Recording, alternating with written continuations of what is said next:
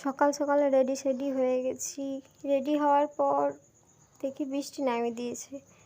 বাইরে যাওয়ার ছিল একটু, তো বৃষ্টি নামিয়ে দিয়েছে। আমি তো ভাবলাম যে আর হয়তো বাইরে বেরোনো যাবে না, এত বৃষ্টি নামিয়েছে। দেখি কতক্ষণে বৃষ্টি ছাড়ে।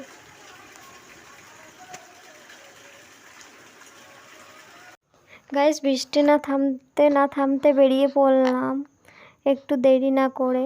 চলো দেখতে থাকো, লেটস গো।